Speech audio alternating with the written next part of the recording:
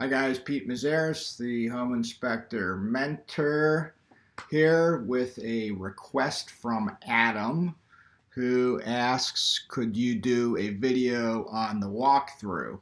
How to read clients, strategies on how to communicate your findings without saying too much, how to win over the realtor, how long it should take, and the delicate art of delivering big news, and the general process of the walkthrough. So, Adam, thank you for that. It's a big request there. I will try to address some of it, at least in this video. So, uh, it all starts with your setting the expectations at the start of the inspection with the clients. You get there and you small talk for a minute, and you then describe to the customer with the realtor there how you're going to proceed to the inspection. So our process is to let them know that we're going to start either in the attic or on the roof or on the outside, and go through everything thoroughly and periodically give them an update and have a summary at the end and answer all their questions. And we prefer that they don't follow us around because,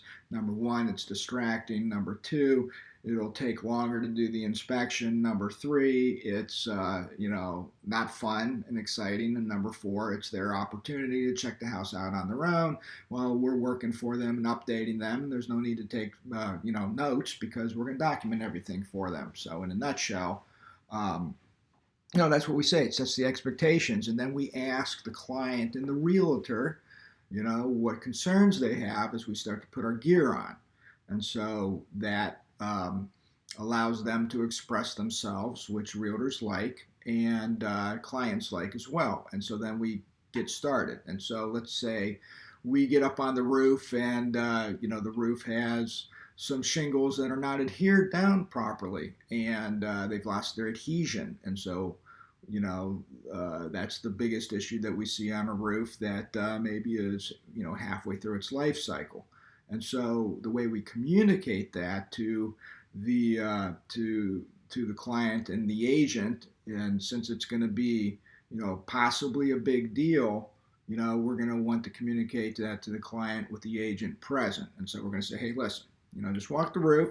The shingles themselves look like they're in good condition, but they've lost, a lot of them have lost their adhesion. And so what is that? So the adhesion is the tacky strip that adheres the shingle above another shingle down to that bottom shingle, so that when wind comes across the roof, the shingles don't flap in the wind and then eventually stress crack and break off the roof. And so if it's one or two shingles, those shingles should be re-adhered down, okay, which is not that big of a deal or that expensive. But this particular roof has a lot of shingles like that. And our fear, not fear, but our observation is that, potentially this could result in lost shingles. And so, how much does it cost to fix those shingles? Well, we can't predict what a roofer is going to cost for something of that magnitude because, some roofers might say that, the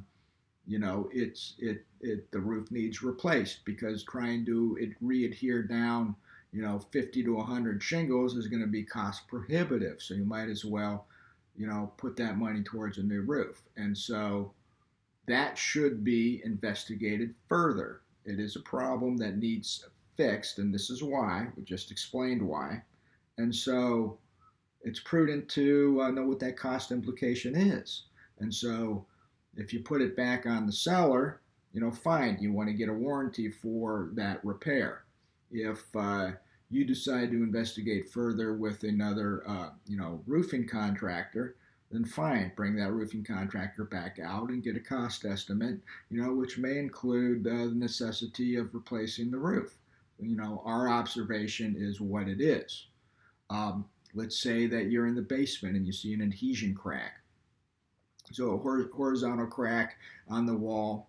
The wall measures damp still, so that means there's some amount of hydrostatic pressure continuing to act on that wall, and you don't know if that wall is going to continue to move in the future and fail. Already you measure it to be out of plumb by, let's say, a half an inch per foot. Okay, and so that's beyond what our protocol is for taking action. And so our action is going to recommend that that wall be restrained. How much is that going to cost? Again, we're not contractors, and contractor costs vary depending on warranties and materials used and so forth, and methods of repair.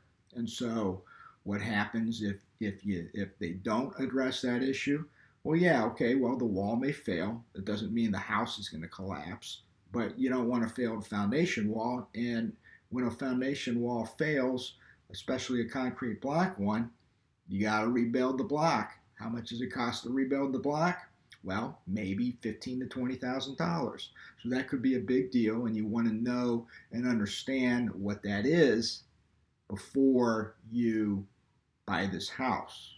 So, do you have any questions about that? And you look at the realtor and you look at the client. And if they have questions, then you talk about it further. Okay, that way you have discussed the concern, you have named the concern, you have recommended what to do about it, and everybody's going to know what to expect when they get the report. And so while you're communicating these things, it's also important not to, say something isn't a big deal and it's easily repaired, and then you put alarming language in your report for the same issue. That's not going to win you, friends and influence new people, right? So you don't want to do that.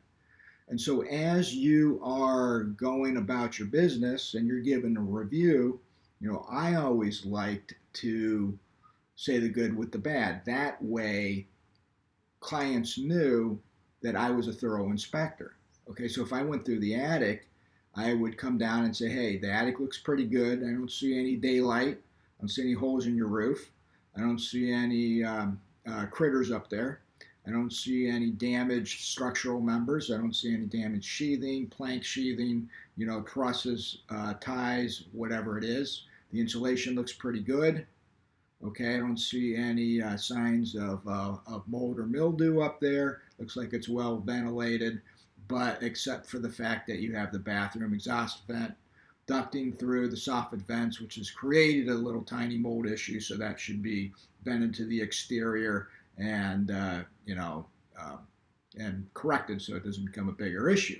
So instead of just communicating that you went through the attic and the bathroom exhaust needs to be vented to the outside, we are communicating to the client and the realtor if present, what the overall condition of the attic is. Now, do we put all of that in the report? No, we're just going to put in the report, what the standard requires us to prove that we inspected the attic. Okay, and so that is a way to go through and communicate your findings to the client periodically. You don't want to have them attached at your hip.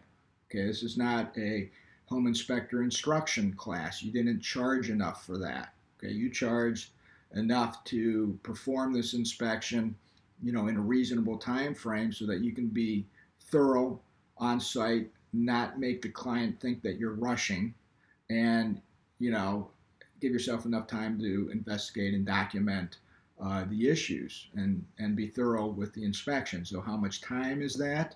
It's going to be anywhere from an hour and a half to 5 hours, depending on many things. And so probably a more important question is, how long do your competitors take? Okay, well, I know. How are you going to find that out? Well, only from feedback from realtors as you get going in this business. But as you get going in this business, you want to concentrate and focus your efforts on process quality and communication quality. Process quality is going to be efficiency on site in your data collection method, your process, your routine, your inspection knowledge and ability to spot things that don't look right. Okay, and if you don't know exactly why they don't look right, then you let your client know that, hey, this doesn't look right, but I'm going to investigate it further, and if it's an issue, you're going to see it in the report. I'm going to put it in the report either way. And so that way you don't get a call back from the client once they get the report and say, hey, Pete, you were saying this was a concern, but I don't see you address it in the report. And then you say, oh, yeah, well, remember I told you I would identify it as an issue if it was an issue after I looked it up. So to prevent that, you just put it in the report and say, hey, this wasn't an issue. This is why. Okay.